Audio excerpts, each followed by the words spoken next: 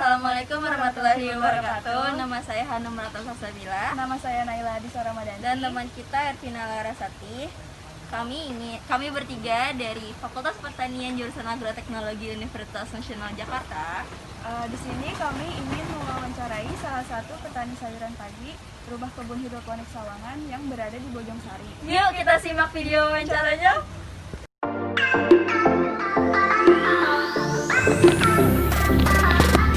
Selamat siang Mas, kami dari Universitas Nasional Fakultas Agroteknologi. Kami di sini ingin mewawancarai Masnya, boleh? Iya boleh. Sebelumnya boleh perkenalkan diri dulu. Oke, perkenalkan nama saya Ma'arif. Saya sebenarnya tim dari sayuran pagi di Business Development. Nah, jadi kita kerjasama sama kebun sayuran hidroponik Sawangan. Menurut Mas, definisi hidroponik itu apa sih? Sebenarnya simpelnya ya nanam dengan media selain tanah aja ya. Dalam artian di sini tanda kutip ya spesifiknya air ya mungkin ya. Terlepas cara pertumbuhan pertama kali entah itu dengan rock wool, entah itu dengan kokopit ataupun yang lainnya, nah itu fleksibel gitu. Yang penting media utama dalam artian di sini suplai nutrisi dari air. Gitu.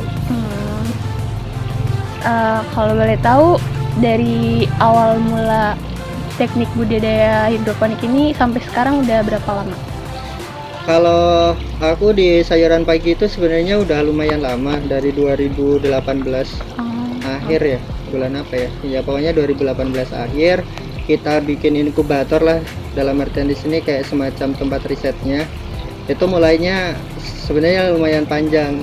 Dari awal kita berdiri itu cuman punya 180 lubang. 180 lubang tanam. Jadi emang skala hobi, bener-bener skala hobi. Setelah kita melihat prospek dan potensinya bagus, kita bikin greenhouse lah. Ukuran kita tuh 3000-an. Nah setelah itu berjalan 2 tahun sampai hari ini, prospeknya lebih bagus lagi nih. Nah akhirnya kita ekspansi. Nah kita bentuk mitra, kita ngelola kebun. Nah pada akhirnya kita sampai di sini juga. Nah secara total sih sampai sejauh ini udah sekitar 17 ribuan lah. Kenapa pilih hidroponik daripada teknik budidaya yang lain? Ya kita realistis aja ya. Kita tinggal di Depok dengan kondisi lahan yang semakin menyempit, yang pada akhirnya ya mungkin hidroponik adalah salah satu jalan keluar gitu untuk kita tetap bertani. Karena aku juga secara background dari keluarga juga keluarga petani, teman-teman juga dari keluarga petani, yang pada akhirnya kita pengen nih pertanian itu hidup. Nah maka dari itu kita pengen bikin semacam urban farming yang pada akhirnya nemu di hidroponik ini. Nah setelah kita mencoba untuk menekuni hidroponik, oh ternyata juga prospeknya bagus nih. Artinya ketika pertanian itu kita kelola dengan optimal, dengan manajemen yang bagus, ternyata juga menguntungkan kok. Bahkan juga boleh dikatakan pertanian itu nggak bakalan mati gitu. Semua orang kan butuh sayuran, semua orang butuh tanaman gitu. Nah pada akhirnya juga ketika pandemi pun salah satu bisnis yang boleh dikatakan nggak turun ya di pertanian. Pengalaman kita aja ya, sampai di hari ini selama pandemi ini justru penjualan itu naik. Gitu. Kan banyak tanaman yang Mas budidaya. Ada tanaman apa aja sih yang Mas budidaya? Sejauh ini kita punya 12 item, 12 tanaman, mulai dari lettuce, oriental, sampai ke jenis-jenis kayak herb, terus jenis kayak basil gitu-gituan lah. Nah cuman ada beberapa yang emang kita fokuskan atau kita prioritaskan, kayak kale misalkan, terus lettuce, terus beberapa oriental yang kayak pakcoy gitu kan. Karena ya kita lihat juga segmen pasar kita, karena pasar kita retail, jadi mau nggak mau ya mana sih yang pelanggan suka gitu. Jadi kita nanamnya ya nanam sesuai dengan permintaan pelanggan aja, nggak terlalu banyak. Untuk penanamannya itu butuh waktu berapa lama ya Mas? Sebenarnya relatif beda-beda ya. Kalau misalkan kita tarik ke oriental itu ya termasuk yang kita tanam ya, itu bayam ada 3 jenis, ada yang bayam merah, bayam hijau, bayam batik, terus pakcoy, sawi, samhong, terus kailan, kale gitu. Nah, selain kale sama kailan, rata-rata ya sekitar 21 sampai 30 hari. Nah, kalau kale sama kailan emang rada lama. Dia jatuhnya sekitar 40-an hari lah. Nah, lettuce juga sama 40-an hari. Karena kita lettuce-nya juga pakai lettuce yang benih impor kan, yang kayak RZ, Bejo gitu-gitu. Jadi emang ya lumayan lama. Selama melakukan budidaya hidroponik, Mas mengalami hambatan apa aja? Hambatan banyak banget. Dari pertama kali kita bikin pasti pasar ya, karena ketika kita mulai bisnis apapun lah boleh dikatakan kita harus buka pasar dulu, karena kita fokusnya retail, kita nggak mau B2B. Kalau B2B jatuhnya ya dengan kapasitas kecil kita bakalan rugi. Investasi untuk bikin greenhouse, untuk bikin instalasi kan lumayan gede ya, untuk balik BIP-nya berapa tahun gitu kan. Nah, akhirnya kita pengen fokusin di retail. Nah, makanya hambatan pertama ya market. Kita harus bangun market. Bahkan kita butuh waktu sekitar 6 bulan sampai 8 bulan untuk benar-benar kita menemu market. Nemu dulu nih, belum settle, baru nemu. Walaupun kita udah circle-nya teman-temanan gitulah, maksudnya teman-teman kita gitu, atau mungkin komunitas-komunitas orang-orang sehat gitu. Nah, setelah berjalannya waktu, mungkin awal-awal kalau di dalam teknis lapangan nggak terlalu banyak pengaruh ya. Cuman seiring berjalannya waktu, hama pasti pada datang. Nah, itu yang mungkin boleh dikatakan ya rada susah juga, karena kita brandingnya kan tanpa pestisida nih ya, kita nggak mau mengelabui pelanggan dong. Nah, makanya itu yang harus kita benar-benar pertahanin.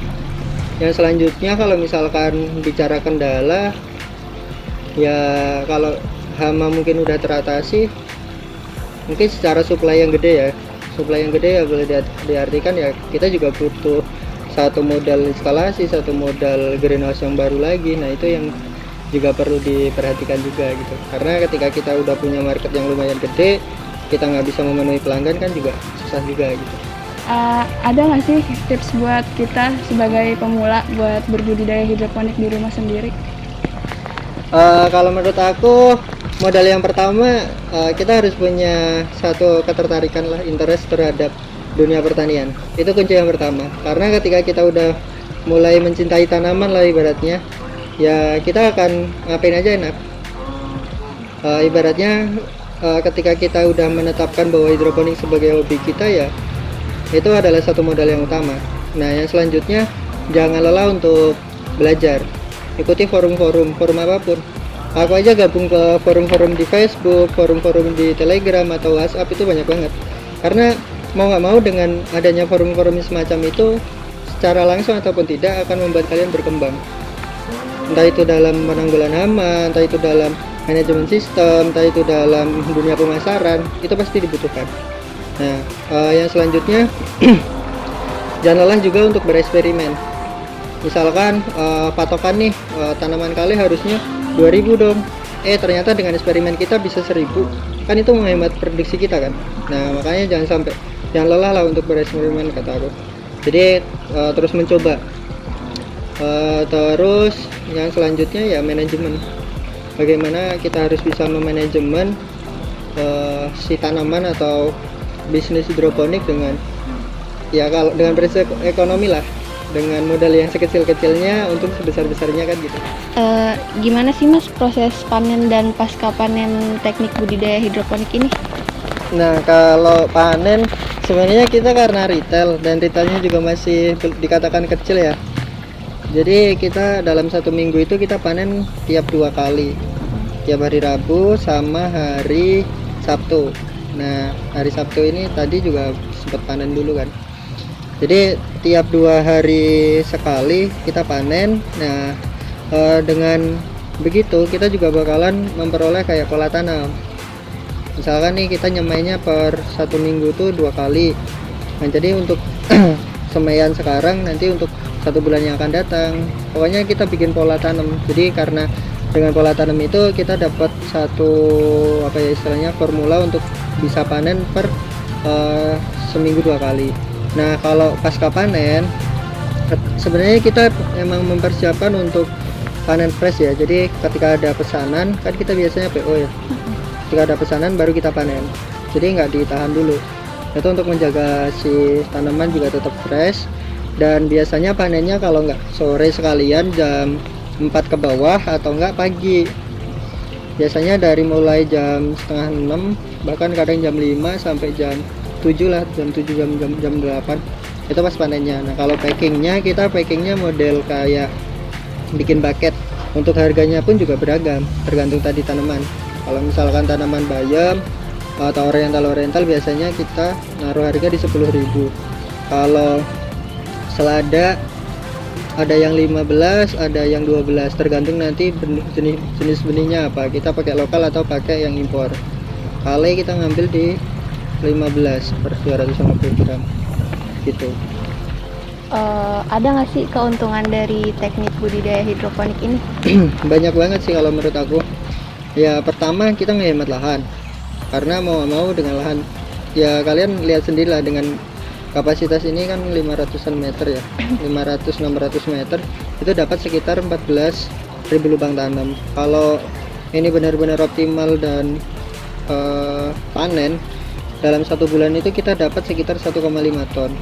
Itu kan udah lumayan banyak dibandingkan ketika kita bertani secara konvensional gitu. Secara kuantiti panen, secara kapasitasnya itu emang lebih banyak. Terus di sisi lain lebih simpel untuk perawatan. Sebenarnya ya, ini relatif ya, simpel perawatan maksudnya tuh ya manual pun juga konvensional pun juga mungkin gampang, cuman kan di sana secara apa ya istilahnya, secara kualitasnya kan mungkin di bawah gitu. Nah kita dapat hasil yang secara kualitas bagus tapi juga banyak gitu. Terus dari segi harga jualnya lebih tinggi dibandingkan dengan sayuran konvensional, karena mau nggak mau kita nggak mungkin dong masuk ke pasar ibaratnya kan. Nah makanya secara harga emang lebih tinggi, walaupun secara target market juga beda. Terima kasih ya Mas atas penjelasannya. Ya sama-sama.